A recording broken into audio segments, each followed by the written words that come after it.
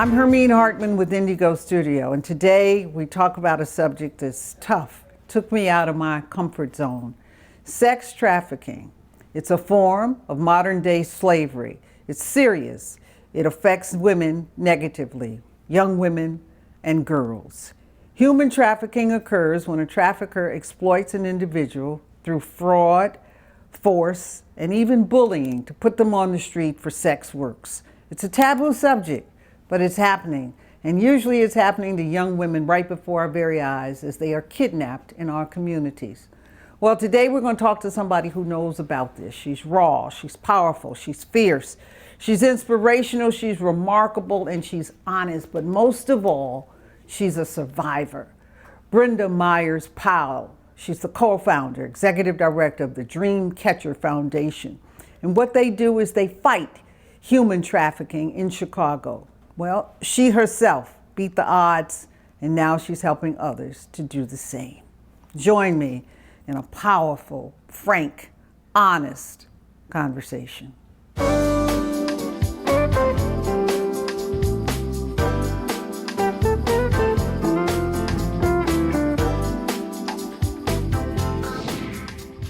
Join me with Brenda Powell, and we are going to talk about sex trafficking. Brenda, welcome to the show. Thank you for inviting me. I have been a fan of yours for many, many years. Oh, thank you so much. You have given me so much medicine and so much information that I can take back to women in our community. Thank you for that. Thank you. Thank you for saying that. Okay, let's talk about you. So, you were a prostitute for 25 years? Yes, ma'am. Okay, let's go from the corner to the hotel. Grandma says, do what those ladies do, and you liked shiny. My mother died when I was 6 months old. And I was put into the care of my grandmother. Now, my mother was a 16-year-old girl, and she died when I was 6 months old. So when you were born, she was 16? Mm-hmm. And she died 6 months later. And not really sure. I'm thinking she died of an aneurysm, but I never really knew. Okay. But I know it was not natural causes. Mm-hmm. But I was left into the care of my grandmother, who was a really beautiful, wonderful, strong Black woman. But she had a drinking problem. Mm-hmm. So it was like living with two different people. Jekyll and Hyde. The one that drank and the one that made me fried pies and read me the funny papers and would die for me at any moment. You know, it was traumatizing because it was kind of hard to live with someone like that. Sometimes when your parents only give you what they have been given. And she gave me the best of what she had. And I didn't understand it as a child, but I think that most of the time I was with my grandmother, she was trying to prepare me for life because she didn't think she was going to be here long. So she was rushing a lot of stuff, and she was hardcore. And she was trying to make me tough.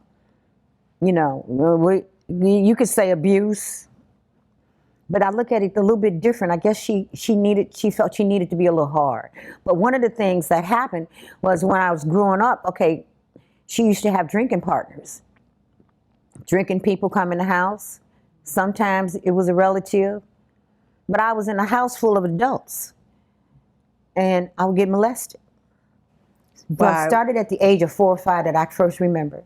By one of your grandmother's friends? It was actually one of my uncle's friends. And it was a knee ride.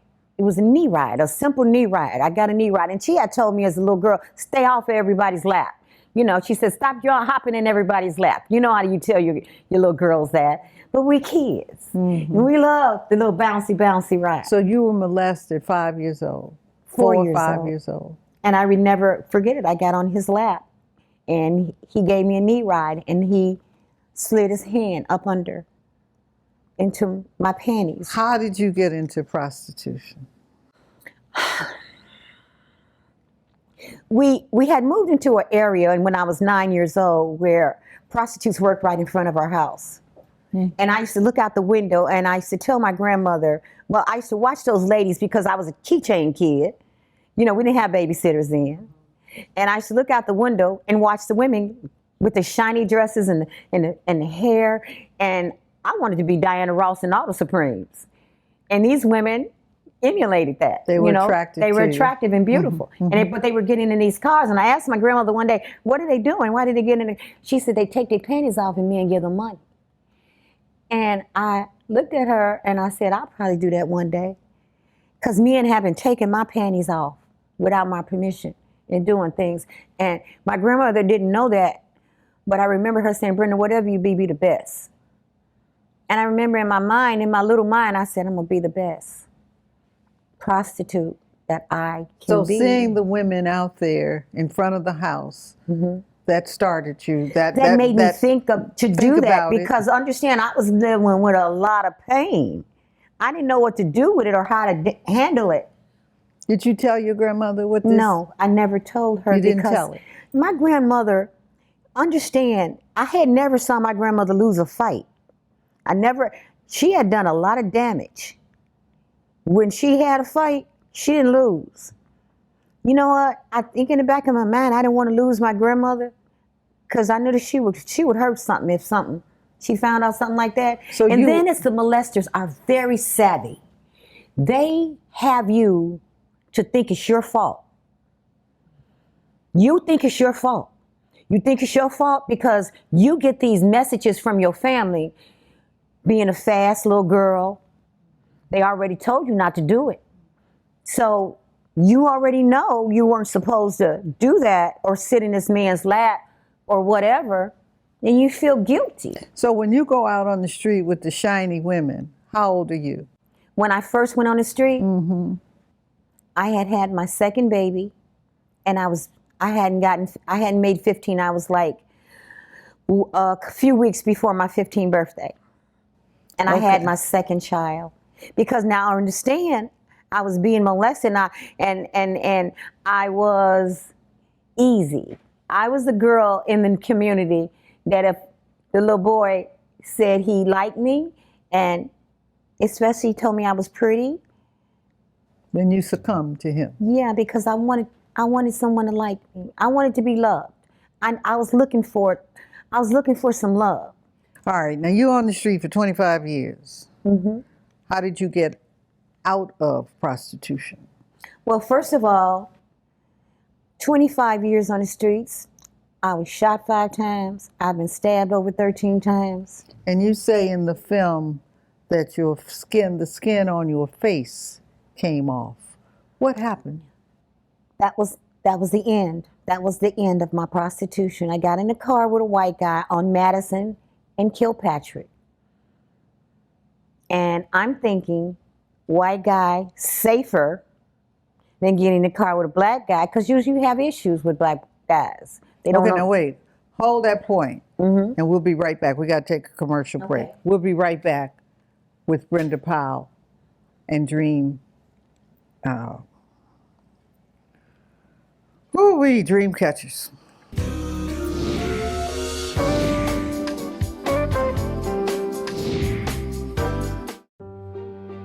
Though human ingenuity will continue to make various inventions, with the help of new machines built to do the same, of this I am certain: no invention will ever be devised that is more beautiful, more simple, and more purposeful than those that nature designs, proud server of the most advanced machine on Earth.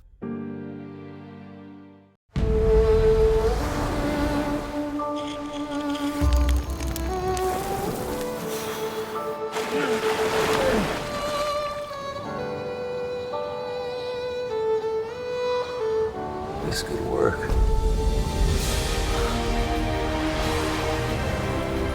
taking you home now, sir. Are you with search and rescue? No, I'm with the resort. What? People will always come and go in our lives, but we all know those few who never left. The partners who've always had you covered. That friend you consider the best, because that's how they make you feel. At Blue Cross and Blue Shield of Illinois, we know what it means to be there, guiding you toward a healthier state of mind. Because the more we know as individuals, the healthier we all feel as a community, through it all. Closed captioning is sponsored by the Illinois State Lottery. So finish the story. I'm talking about how you got out of prostitution. You were telling me about you got in the car with the white guy. What happened? Well, I'm thinking he's in a Mercedes, a nice big Mercedes, got a white shirt and a tie on. I won't have any problems here. I got in the car with him. We pulled around, and this is bright daytime. And we pull up, we took to the side over here on Monroe. He turns around and I look at him. He hands me my money. And then I'm putting my money away, and he turns around and looks at me, and he hits me. And he hits me hard. And when he hits me so hard, I'm trying to keep from like almost, dazing and passing out. And keep him from hitting me. He's consistently hitting me. He's gonna knock me out. So I turn this way because I can't fight him. I'm trying to keep him off me, so I'm kicking him. I'm kicking him to keep him off me. I'm turning my body this way, trying to get the doorknob. I get the doorknob, I open the door, I fall out this way. My feet are still in the car. He starts the car up to drive off. When he starts to drive off, with the car drives off, but my clothes snag into the door. So you're caught. I'm caught in the door. The door slammed and got my clothes in it, and he's dragging me down the street. While he's dragging me, of course, I get the concrete is scraping, it scraped all the flesh off my face. So your face is on. And you're right. And your skin and the side of my face. So when my clothes rip and I'm in the middle of the street and I get up, I have no skin on my face and I'm bleeding. Oh. And I get up and kids ride up on their bike and they look at me and they point, and I look at them and I say, am I messed up? They said, oh, you real messed up. And I didn't get it at that time because I didn't realize I was messed up until later. Okay, now let's come to today. You work with girls who have been molested early in their lives. Yes, ma'am. You work with girls who have been molested and kidnapped and forced into prostitution today. Explain that process, that dynamic. How does that happen? It happens so many ways. First of all, you gotta have a young lady that is looking for something, and most of our girls are. How old are these girls? They start as early as 11 and 12 years old. 11 and 12 years old. Are those the girls kidnapped, or are those the girls who are raped or molested in their homes? We have a combination of it all. We have coercion, where a person is coerced slowly into it. We have kidnappings, where you hear about girls missing all the time, and you wonder what happened to her. You don't see her anymore if you do see her. These are teens. These are young girls, teens, preteens. You have it where girls get into gangs now, and they have a role in the gangs as to what part they play in there. And that is probably one of the most emerging pieces right now. Girls have double roles in gangs now. They have it where they're sexualized, and also they have that gangbang persona that they have to play. And some of them play both roles. And this is the girls' gangs. There's the role the girls play in the gangs. And there is the boyfriend type. The guys who, coerce the girls by being the boyfriend at first and treating them pretty well until they drop the bomb about what they really want from them. And that's to make them prostitutes? And lately I've been having a lot of cases of issues where they come straight from the family, trafficked straight out their family by a parent. A parent putting the kid into a prostitution mode? A parent trafficking their child from as early as 4 and 5 years old. A 5-year-old, a prostitute. 5 years old. A parent, wait a minute now. Let me get this right. A Children. 5-year-old. A 4 and 5-year-old child sexualized or sold for sex. I remember when I was in 4th grade, my mother sold me and my little sister to the drug dealers. Okay, one of the things from your documentary, these girls were broken. They were just so broken. And your development and your training works with them to build them up, to develop them, to say, yes, you can, to say you can do something different, and to pull them. Literally, you're pulling them in another direction. Tell me about Dreamcatchers. You're on the street. You personally, you're on the street riding. I am. Tell me about that dynamic. How does that work for you? Well, first of all, our organization, the biggest benefit of it is that it's survivor-led, and we hire survivors. When we go out there on the street, our team, we already know the culture of things out there. We've already been there. We came from that culture.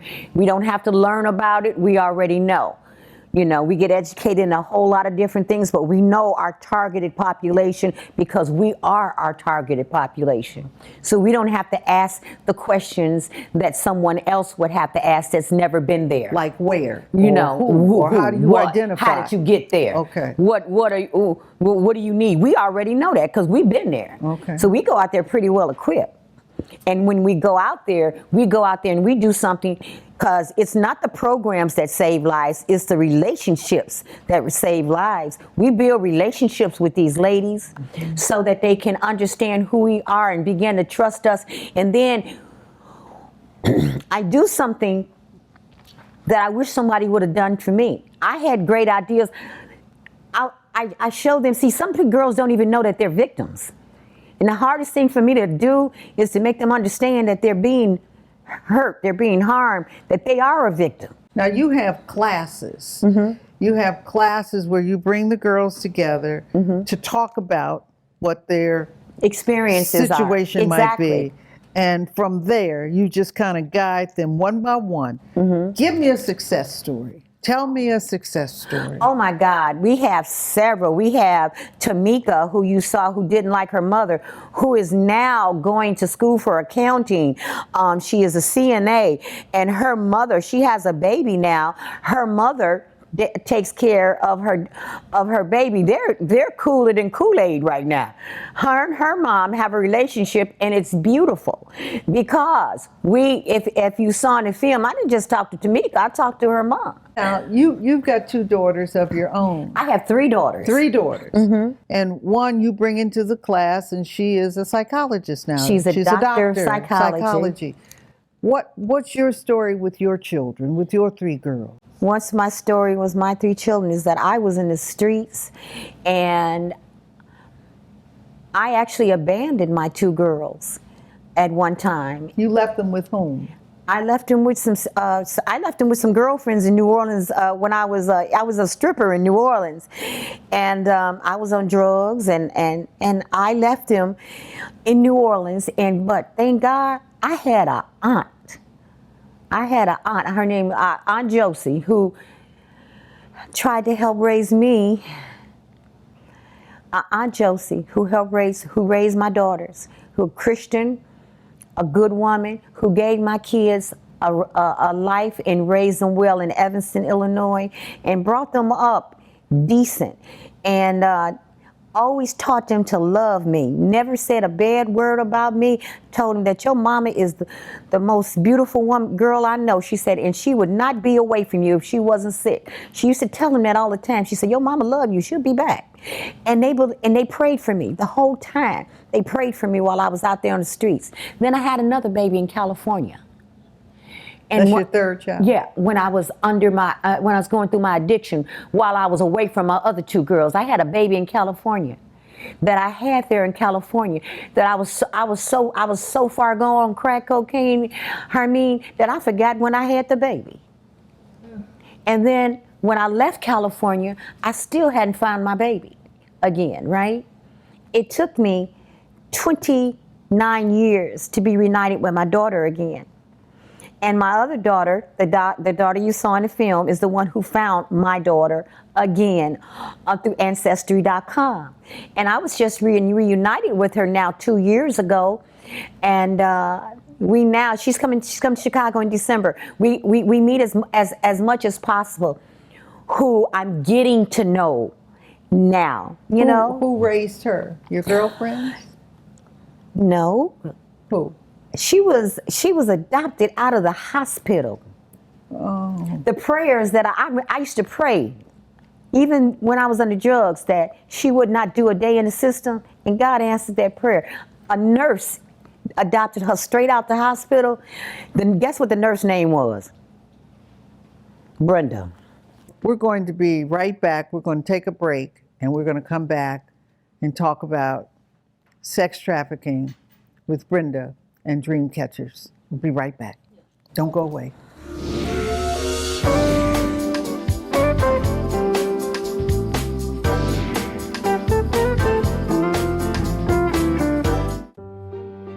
Though human ingenuity will continue to make various inventions, with the help of new machines built to do the same, of this I am certain: no invention will ever be devised that is more beautiful, more simple, and more purposeful than those that nature designs, proud server of the most advanced machine on Earth.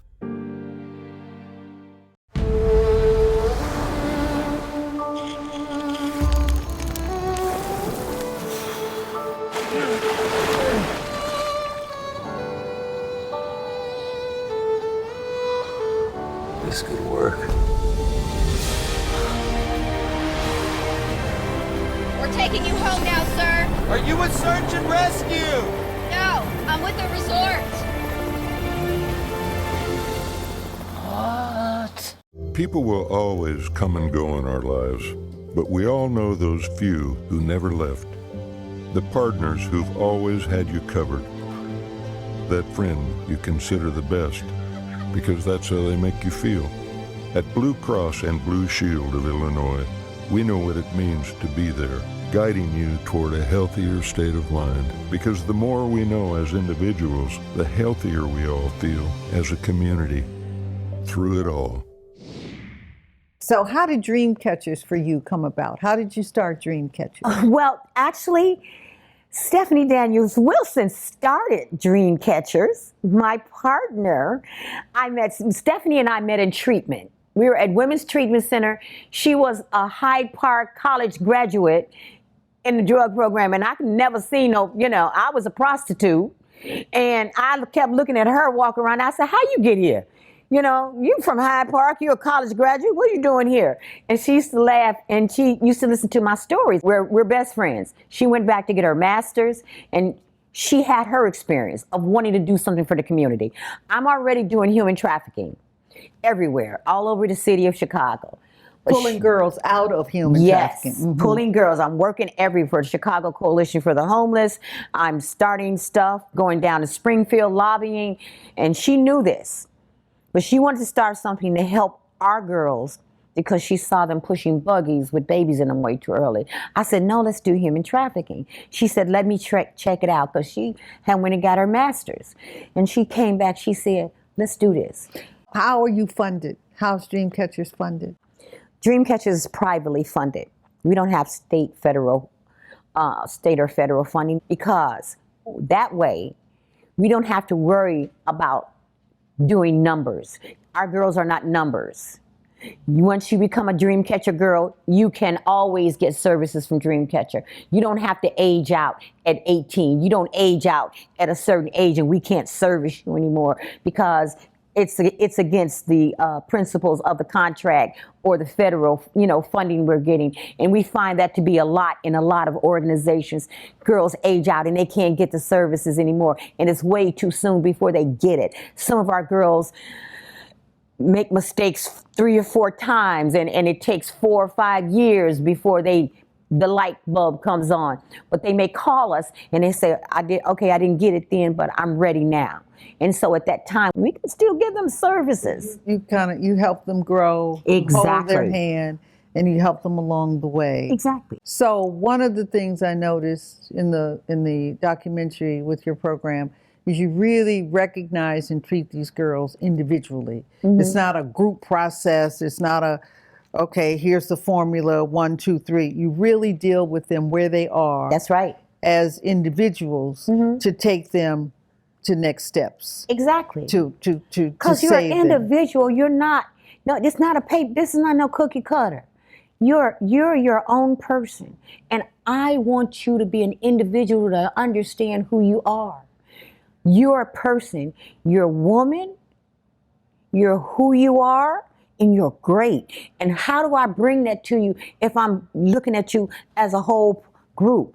I got to bring out that individuality that makes you special. And then you tell them to have a dream and go catch their dream. Go catch that dream. Dreamcatcher. That's beautiful. Brenda, you've enlightened me. You've knocked me out my chair. You've taken me off my comfort zone. And congratulations to you. This is your ministry. It's a good work, and it's a hard work. When I got through looking at the documentary, I was in tears. I'd never seen anything like that before. And thanks for doing what you're doing. You're saving some girls, and I never knew anything like this existed. Thank you. May I thank you too for doing what you do for our community? Oh boy. Thank you for joining us tonight with Indigo Studio. Precious conversation with Brenda Myers Powell talking about Dreamcatchers. I can't imagine. I cannot imagine.